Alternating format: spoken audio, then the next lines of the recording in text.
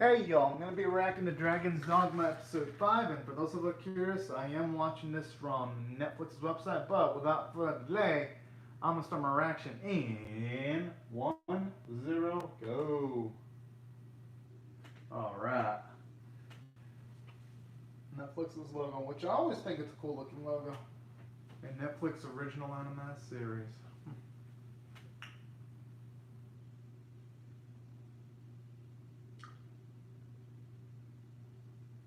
Alright. Are they utilizing a time stop ability or... Very interesting how they're already straight up with the action there. I wonder if this is like a flash forward or if they're just gonna skip straight to the action. Because if they're just skipping straight to the action, it's gonna feel a bit rushed if there's no build up beforehand.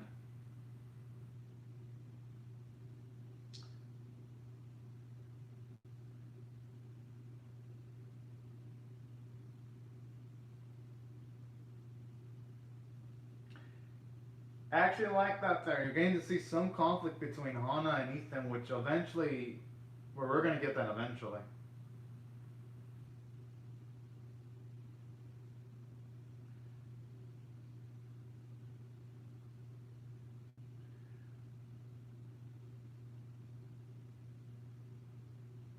Okay, it's actually one of the first instances where he just straight up wants to pack it up and leave. It'd be nice to at the very least know what the stakes though. Like, how did Ethan get involved here? Why did he want to fight these skeleton creatures? I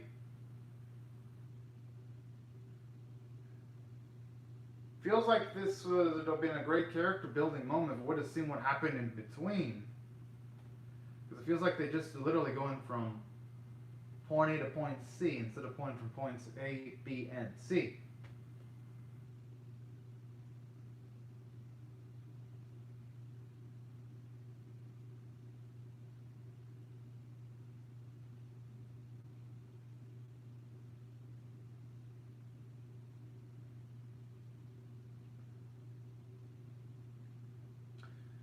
Hope that means that the sunlight actually kills the skeleton creatures.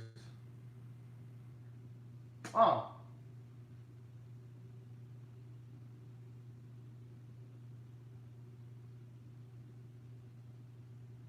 okay, it's actually good to know.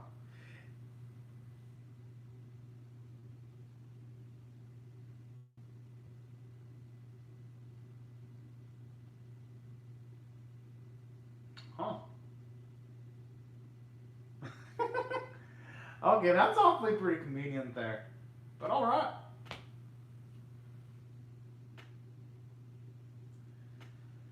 No, but seriously, I mean, I guess, like, why exactly would Ethan and Hana be involved in such an epic battle? Like, how did they get themselves involved there? Hope the episode actually explains that because if they don't, it's gonna feel like this series is gonna start majorly rushing shit. And usually, when a series starts doing this kind of shit, it's normally not a good sign. But I'm gonna give them the benefit of the doubt, the writing staff, because I've enjoyed Dragon's Dogma so far, so I'm gonna be more optimistic.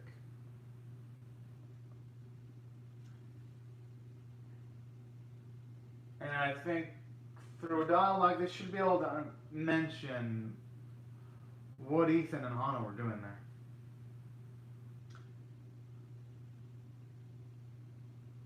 As for the title, it says greed, which, oh shit, it says greed. Oh, so two was gluttony. Oh my bad. I said in an earlier reaction that episode two was greed. No, it was gluttony. So if two was gluttony, oh snap! I cannot wait to see what they're gonna actually portray as greed in this one. Oh fuck.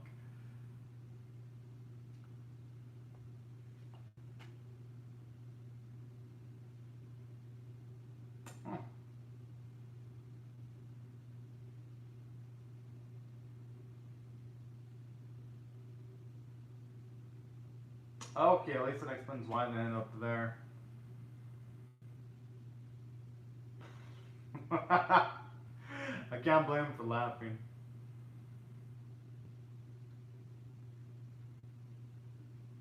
And the worst luck is an understatement. And then all the people they help all just end up being permanently disabled or injured.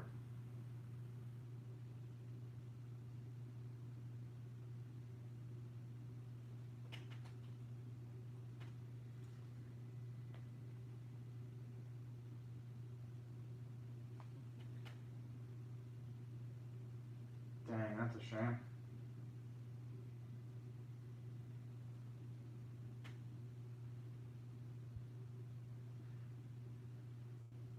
Makes sense.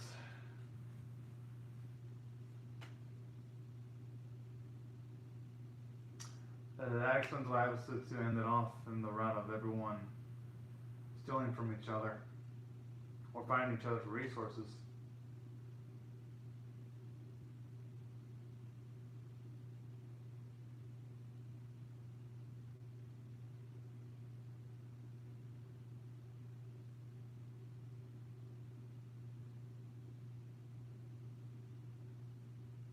Can't blame them.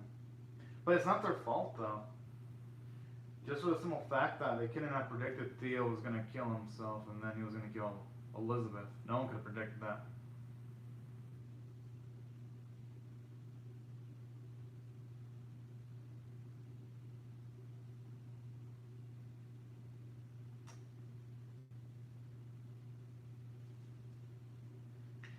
That explains why Elizabeth mentioned that Simone was interesting then. That puts it into perspective. Episode 3.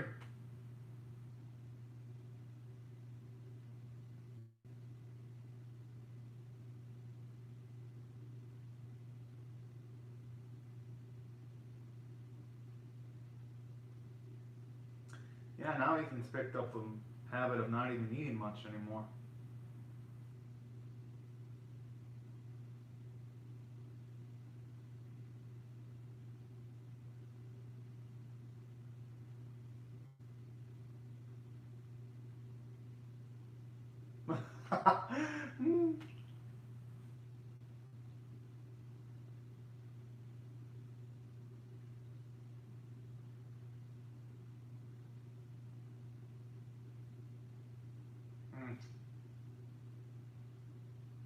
Hey, you could deny a reward.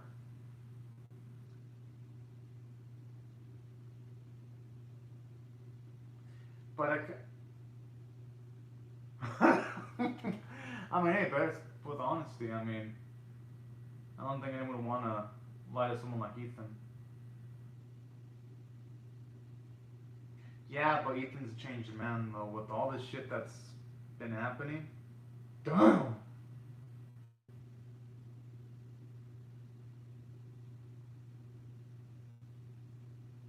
I mean, I can't blame him. I mean, every single time he ended up trying to help someone.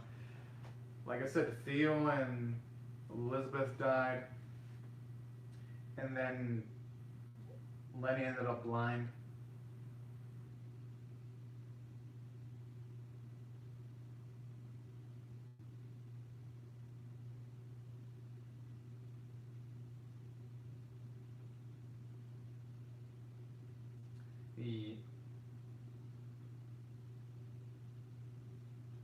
Kind of like how we could see how Simon can just manipulate people just through his words and his emotional intelligence, and how he can just operate people like a fiddle. Because he's not just operating his own friend Balthazar, but he's also subtly manipulating Ethan too. Yeah, it worked. And this is kind of foreshadowed too in episode 3, because Elizabeth, they mentioned that Simone did have that type of personality. Jeez.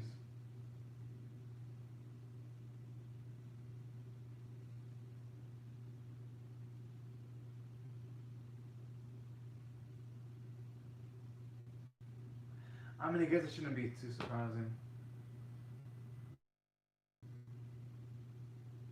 I'm surprised Hana's not noticing.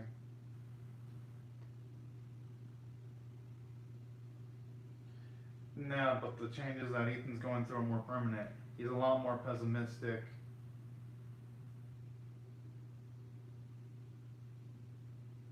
For one.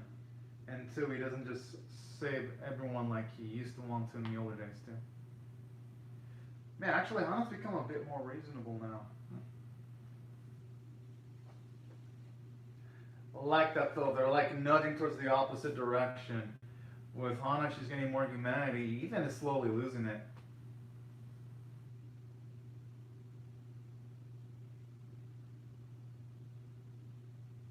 Was. Emphasis on the past tense.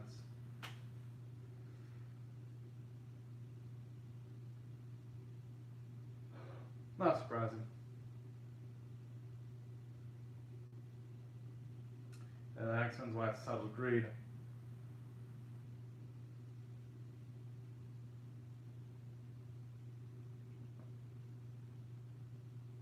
I wonder if he had like sex slaves, if it's implying that.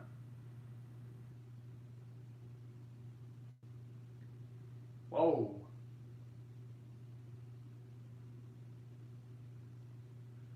Okay.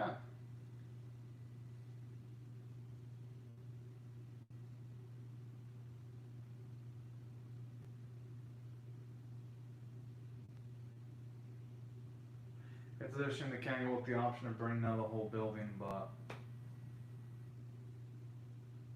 Oh, hell yeah.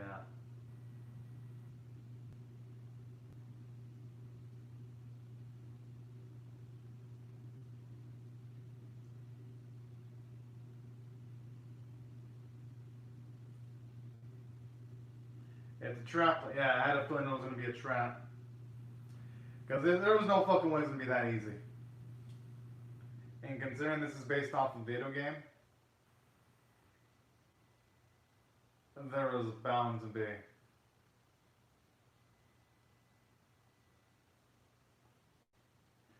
No way, no, they're going to be able to reason with the... Exactly. No way they're going to be able to reason with the fucking creature. Like that.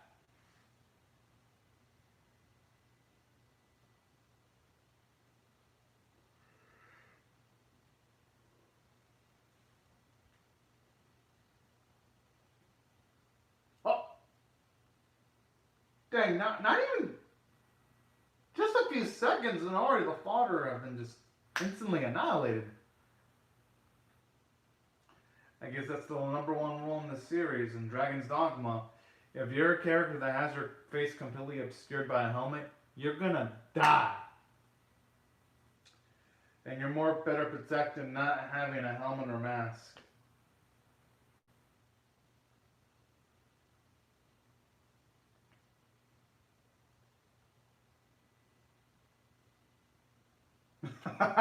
He's right on that.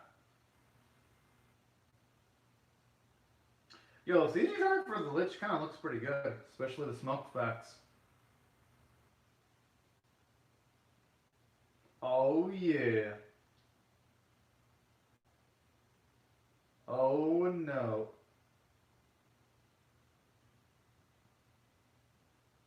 No, seriously, how can his body survive so much abuse?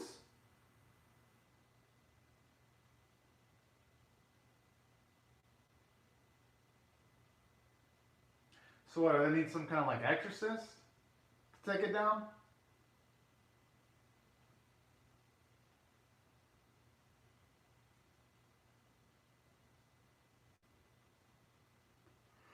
Or they're gonna get to somehow lure it into some kind of sunlight and bait it. Oh. I like that, even though those two are normally sarcastic towards each other, he still looked out for his friend there.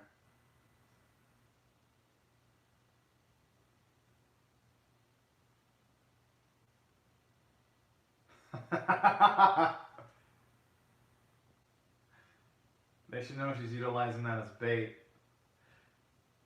And I like that, showing you that Hana actually picked that up from our Ethan, because you gotta remember, Ethan used himself as bait when they were fighting against the Griffin, so I actually like that. She's picking up on some of Ethan's street smarts there. Because that totally feels like something Ethan would have done earlier in the series.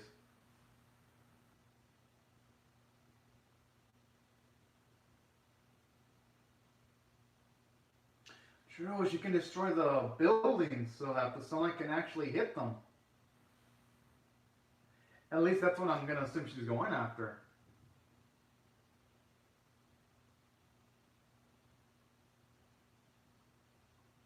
Huh? Thankfully, she can regenerate.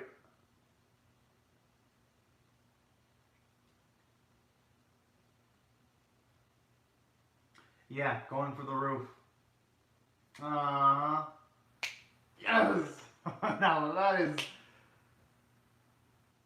Now that is just so brilliant there.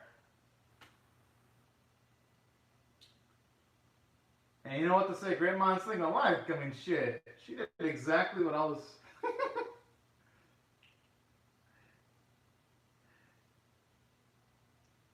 You did exactly what I was thinking she was gonna do.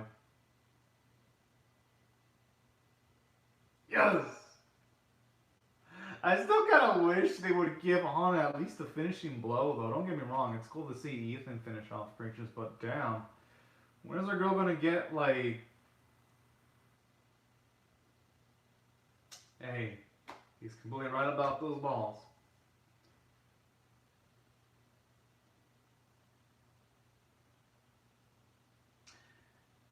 I like how Ethan looked at Hana as if saying, man, a lot of people died just for this. Kind of like how you can tell just from a single frame of animation how he actually felt of the matter. Good sense of visual direction there.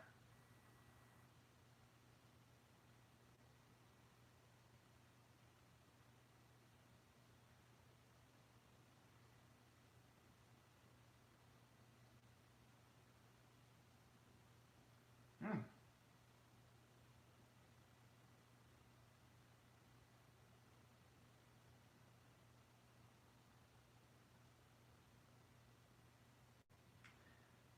I actually like how he became a bit morally gray there.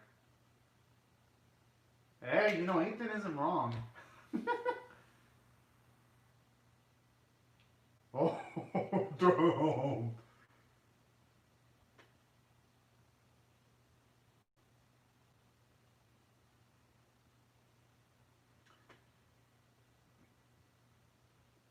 Actually, I love how Ethan's become morally gray now.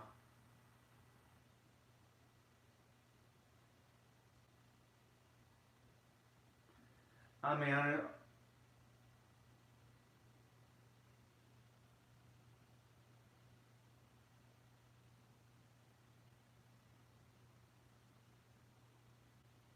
oh, what the fuck?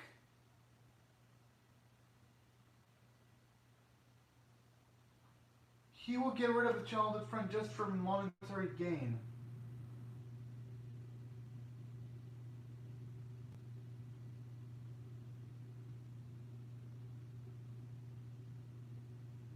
Wow.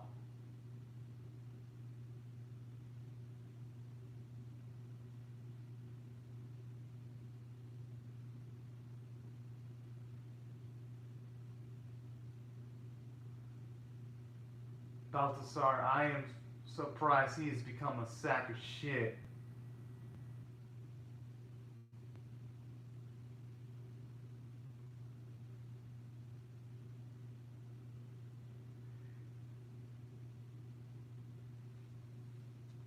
Fuck this fool. I hope Balthasar dies.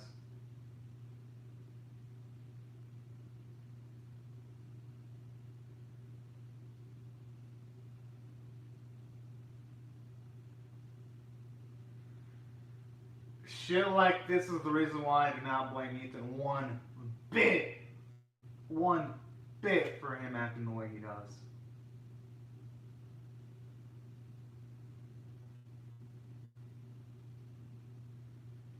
Yeah, but at the same time, even if you're being pushed down, you gotta always keep your moral code, at least in situations where you can keep it.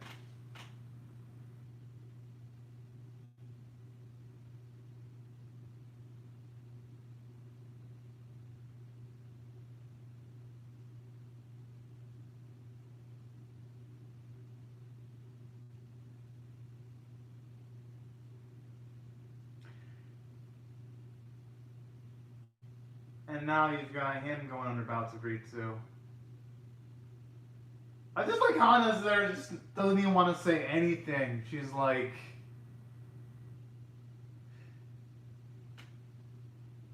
you can just tell her face of disappointment as she's looking at Ethan.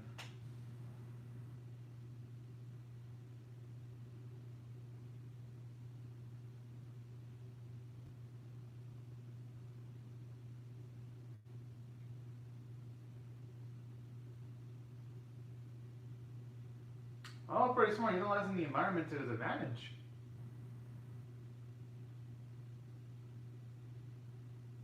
Yes! You know, it's kind of sad to see two friends taking each other out like that, but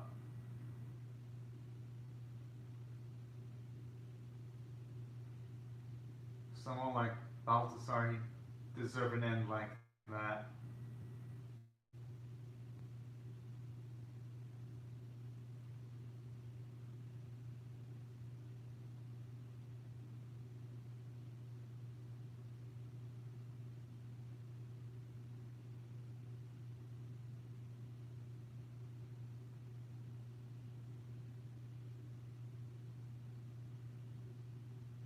Aww. Here, though, it makes sense considering that the gold had kind of like a possessive quality. It honestly makes sense why. He didn't know about the dragon. Which I had a feeling he didn't know about the dragon. He's gonna say he doesn't know. Oh, he does? Oh, snap.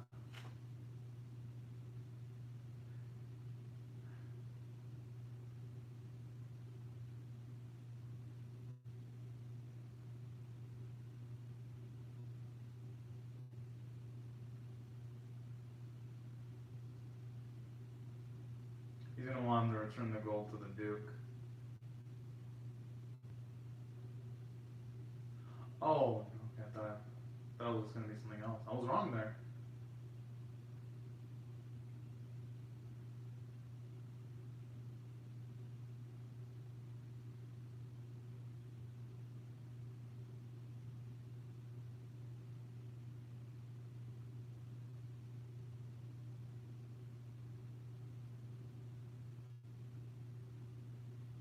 Oh, that's pretty sweet. Even in death, worrying more about it.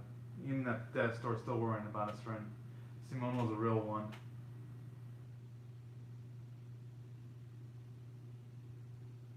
I like the honesty.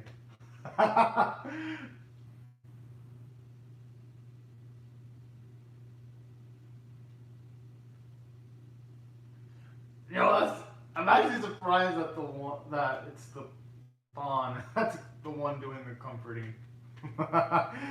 Yeah.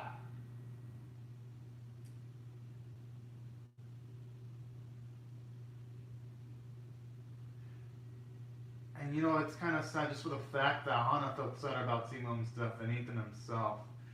It's like the roles are reversed. It's like now Ethan's kind of like becoming the cold, heartless pawn, and Hana's becoming like the human. In this dynamic, I just love the sheer irony of it. Oh. I'm assuming they're gonna be killed by a creature.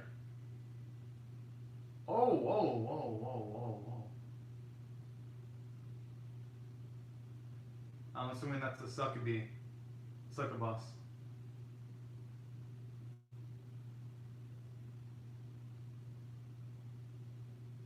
Or something, or a harpy. Could be a harpy. Alright. God, I mean, this episode was actually pretty damn fucking good too. Alright. So, after, I'll tell you, I actually like how it's been on a hot streak lately. I'm gonna rate this one, since there was a lot of substantial things happening, I'm gonna rate an 8.75 out of 10 because finally, Ethan actually has legitimate information as to where to find that dragon bastard he's looking for. I'm like, finally, the Tainted Mountains. I just wonder though if they're gonna have enough time to actually have Ethan just get all the way into the mountain though, because if I'm assuming if 6 focuses on the lady creature that killed the man that she was having sex with, that's only going to give at best 1 episode of build up to the dragon, which this is setting up for either a super rushed ending or a cliffhanger that's gonna sting. Which that's the thing I was exactly worried about when I was reacting to the episode. I was just thinking that just of the fact of when I was watching like the first 2 episodes, I was like, hope this feels like it should be a 13 episode series. Hope it can prove me wrong, but I have a feeling it's either going to be rushed ending or it's going to end on a painful cliffhanger. And saying that though, I love this episode. It was kind of sad to see the way Simon go down, and we had a lot of growth. It was nice to actually see Hannah feel sympathy for people when she felt sad. You can see her pick up on some of Ethan's traits because she was able to look at her surroundings to get the advantage and get the upper hand and weaken the Lich enough so that Ethan can finish it off. So you're seeing Hannah, she's becoming a lot more intelligent, and aside from that, she's feeling more sympathy, she's feeling more compassion for people, because when people die, she actually has a bit of a sadder expression. And another thing I do like too is, I actually like how she's even went up and tried to like calm Ethan down early in the episode. I like sequences like that. I think it makes things in the series really darn lively. And on top of that, another thing I do like about this episode, actually, just like the fact that the relationship between her and Ethan ain't exactly peachy smooth. Like, you can tell there was tension between them two when she was straight up trying to tell Ethan not to go into reckless fights. So I'm starting to like her calculative nature there.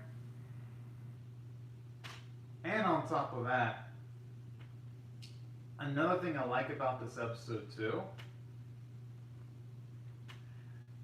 I actually like how this episode actually gave Simone some growth, because we see how much of a kind-hearted individual he is, and it puts into perspective why Elizabeth liked him, because he had such a charismatic personality. So that's why I thought this episode hit off exceptionally well from a character standpoint and a story standpoint, because Simone and Balthasar dying were impactful deaths. They weren't just nameless characters that died, because we got to see them for at least an episode beforehand. And the visual quality was pretty damn good.